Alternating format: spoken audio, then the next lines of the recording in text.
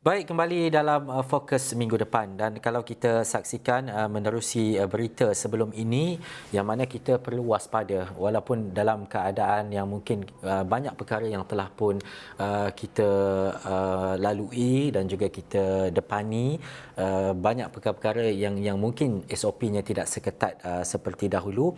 Bagaimanapun kalau mengikut angka jangkitan kes baru COVID-19 semalam adalah 3,589 kes, sedikit menurun berbanding 4,020 kes pada hari sebelumnya.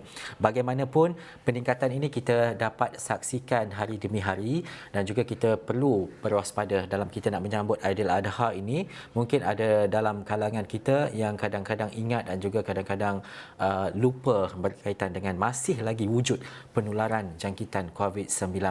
Jadi saya nak terus bersama dengan Dr. Fahar Rusli, pakar perubatan kesihatan awam. Assalamualaikum, Doktor.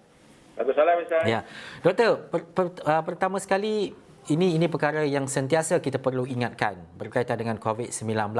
Kadang-kadang kita mungkin lupa apabila SOP ataupun kawalan tidak ketat seperti dahulu. Dalam masa yang sama, ia masih lagi ada, dan juga bagaimana situasinya untuk kita berwaspada sekarang ini, Doktor? Jadi apa yang kita boleh nampak sekarang, Ihsan, ialah bahawa ada kenaikan daripada jumlah kes. Ini adalah disebabkan varian-varian yang lebih kita panggil lebih senang untuk dijangkiti. Tapi kenapa benda ni boleh berlaku? Kita dah kata banyak kali dah dulu. Tak kisah varian apa yang datang dan muncul, kalau kita pastikan kita memakai pelitup muka yang sepatutnya seperti N95 ataupun KF94, kita boleh mengelakkan diri kita daripada dijangkiti. Tetapi apa kita nampak sekarang, orang makin lama makin tidak mengendah kepada SOP tersebut. Dan saya rasa daripada segi kesihatan awam, kita kena memperkasakan lebih dan meningkatkan lagi kesedaran dekat dalam orang ni. Kita kena ingatkan balik mereka. Kita tak nak balik ke zaman PKP. Kita tak nak balik ke zaman kita bersusah payah, kita tidak dapat keluar dengan sesuka hati, ada roadblock dan sebagainya. Jadi kita kena mengaimkan peranan kita sebenarnya. Doktor, ada satu lagi perkara. Apabila kita menyaksikan jumlah jangkitan setiap hari dan sebagainya, kalau dulu kita sangat aktif menggunakan MySejahtera. Sekarang ni kita kadang-kadang buka, ada premis yang masih lagi nak tengok, ada premis yang kita kebanyakannya boleh masuk sajalah tanpa ada MySejahtera. Memang itu yang telah pun dilakukan sekarang ini. Tetapi mungkin ada dalam kalangan yang dijangkiti dan sebagainya tidak merekodkan ataupun tidak declare positif jangkitan dan sebagainya. Mungkin jumlah ataupun kes positif itu lebih tinggi berbanding apa yang kita jangkakan sekarang ini, Doktor, bagaimana? Itu semestinya, sebab kita dalam kesihatan awam ni kita ada istilah iceberg phenomenon lah, di mana kita nampak hanya the tip of the iceberg, bawah dekat dalam lautan tu lebih besar dia punya masalah. Jadi apabila kita merekodkan jumlah kes 4,000, 3,000 lebih setiap hari ini, kemungkinan besar jumlah kes di luar sana adalah 5 hingga 10 kali ganda lagi banyak dekat luar. Itu memang kita dah tahu sebenarnya.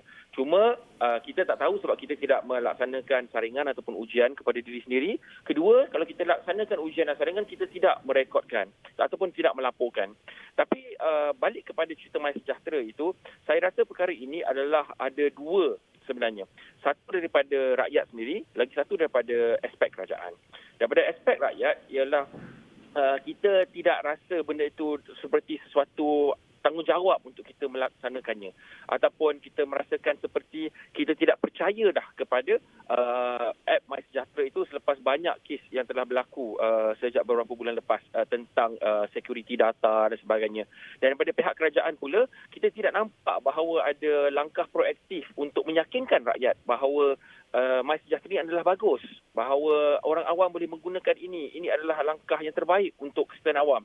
Dan kita tidak nampak apakah jalan penyelesaian daripada segi syarikat swasta. Adakah kita membelinya? Berapakah jumlah kita membelinya dan sebagainya untuk mengukuhkan lagi kepercayaan orang awam kepada MySejahtera ini. Dan disebabkan oleh itu, kita nampak bahawa kawalan daripada segi digitalisasi kesihatan awam kita ini merosot dengan secara mendadak. Kalau dulu kala kita boleh gah dan bangga dengan macam mana MySejahtera ini telah memainkan peranan yang amat tinggi sekali. Sekarang kita nampak kemerosotan yang amat teruk sekali di mana orang awam tidak mengendah, bahkan ramai yang telah membuang MySejahtera aplikasi itu daripada telefon pintar mereka sendiri. Doktor, kerisauan sekarang bila kita tahu COVID-19 yang dah bertahun kita laluinya, peningkatan kes influenza juga dapat kita sedari, termasuk sikap berjaga-jaga kita berkaitan dengan cacar monyet dan sebagainya. Bagaimana isu-isu seperti ini dapat kita tangani dan juga kita sebagai rakyat contohnya dan juga sebagai masyarakat untuk sentiasa berwaspada, memastikan jangkitan-jangkitan itu dapat dihentikan, sebab kerisauan itu sentiasa ada tetapi waspadanya kurang. Bagaimana doktor? Jadi pandemik ini telah mengajar kita bahawa kepentingan kesihatan awam dan peranan ia memainkan di dalam hari keharian kita. Jadi kita kena meletakkan kesihatan ini, bukanlah kita mengatakan kesihatan ini patut ada di mana-mana tempat. Tidak.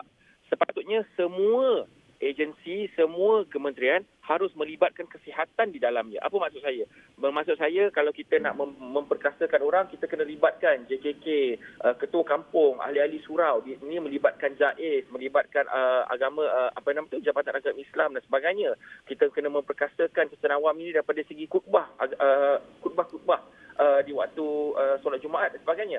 Daripada segi pendidikan, di mana kita mengajar ini daripada budak-budak masih lagi ditaskar tentang apakah cara-cara. Jadi perkara ini, Ehsan, apabila kita nak mengatakan bahawa macam mana kita nak mengubah sikap dan sebagainya, mengubah sikap ini sebenarnya mengambil masa berpuluh tahun.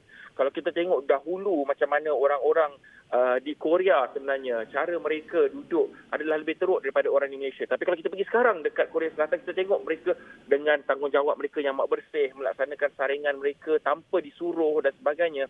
Kita nak capai tahap mentaliti negara pertama ini akan mengambil masa. Kemungkinan mungkin lagi 20 tahun ataupun 30 tahun lagi, barulah kita boleh kata kita dah memperkasakan kita punya rakyat ini. Tapi buat masa ini, kita kena mengambil short term solution ataupun menyelesaikan masalah ini dengan jangka masa pendek, iaitu kita tidak boleh menghentikan program-program kesihatan di mana kita pergi ke rakyat-rakyat, kita pergi ke kampung-kampung, kita pergi ke atuk-atuk dan nenek-nenek di kampung itu dan mengajar mereka, cuba mengubah sikap mereka terhadap benda ini.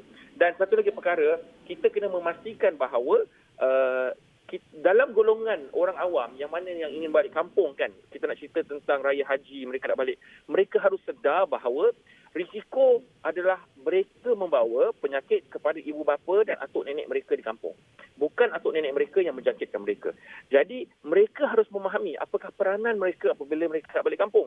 Kita cakap jaga penjarakan, memakai penutup muka dan jaga kebersihan. Dan kita juga mengatakan sebelum balik kampung, buatlah saringan dahulu. Banyak orang yang saya kenal tak nak buat saringan sebab dia takut. Kalau dia positif, dia tak boleh balik kampung, nanti tak dapat beraya. Tapi bayangkan kalau kita balik beraya, kita bukannya balik untuk beraya. Kita balik untuk membunuh dan sebagainya. Kita balik, kita sebenarnya menjadi faktor kenapa atuk dan nenek kita meninggal di kampung. Sebab kita yang membawa wabak, tak kisahlah influenza ke, COVID ke dan sebagainya ke kampung kita. Sebab itu, kita harus mengada satu kesedaran di dalam diri kita. Kalau kita sakit, asingkan diri kita dan laksanakan ujian supaya kita tidak menjangkiti orang lain yang mungkin boleh mendapat sakit yang lebih teruk daripada kita. Dan juga doktor, apa nasihat doktor bagi mereka dalam kalangan mereka yang mungkin bergejala dan sebagainya.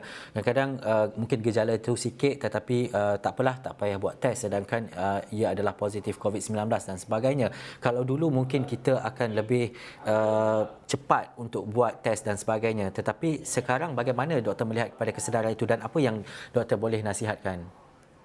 Jadi perkara ini kebanyakan pada mereka, banyak lagi golongan sebenarnya yang masih lagi melaksanakan ujian dan sebagainya.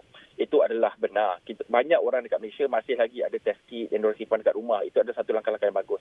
Tapi majoriti daripada orang tidak endahkan lagi. Jadi kalau kita tengok, kalau kita pergi ke kedai makan, kita pergi ke gerai, kalau kita pergi ke dalam tempat-tempat yang tertutup di mana ventilasi dia adalah pengudaraan dia tidak bagus dan sebagainya, kita nampak mereka pakai pelitup muka sebab itu adalah arahan, tetapi anak-anak mereka tidak memakai pelitup muka. Jadi bila kita nampak perkara ini, mereka masih lagi tidak memahami tentang risiko kerana setiap hari masih lagi orang meninggal sebab COVID-19. Dan kita nampak di Singapura kes-kes pediatrik di dalam kalangan kanak-kanak sudah merekodkan kes kematian dan sebagainya. Jadi kita bukan ingin menakutkan. Saya tidak pernah ada istilah nak menakutkan orang awam yang mendengar apabila saya mengatakan bahawa COVID ini bahaya. Bukan. Saya ingin menyatakan bahawa pentingnya untuk kita jaga diri kita sendiri. Sebab kalau kita meninggal dunia, kalau apa terjadi kepada kita, kerajaan tidak akan mengambil endah. Tidak siapa yang akan kisah kalau keluarga kita meninggal dunia. Kita yang akan menanggungnya sendiri. Jadi kalau kita tidak mahu benda itu berlaku, kalau kita tidak mahu perkara yang susah itu berlaku kepada keluarga kita, kita mengambil langkah-langkah yang proaktif untuk memastikan kita tidak menular dan kita tidak mendapat wabak tersebut ataupun penyakit tersebut. Jadi kita kena laksanakan test. Maknanya orang awam harus melaksanakan test dengan lebih kerap lagi dan mereka harus melakukannya. Baik, terima kasih Dr. Farhan Rusi, Pakar Perubatan Kesihatan Awam atas penjelasan itu tadi. Itu amat penting untuk kita faham dan juga kita harus sentiasa berwaspada. Apa yang doktor nyatakan tadi, kita harus teliti dan juga nilai balik. Mungkin apa yang kita dah lupa sebelum ini, kita ingatkan balik setiap hari untuk pastikan bahawa kita dan juga keluarga kita terjaga daripada jangkitan COVID-19 dan juga mungkin penyakit-penyakit yang lain. Terima kasih doktor dan selamat Hari Raya Aidiladha saya ucapkan. Terima kasih kepada anda yang menonton. Sekian dulu Fokus minggu depan. Saya Ehsan Nahya. Assalamualaikum dan jumpa lagi.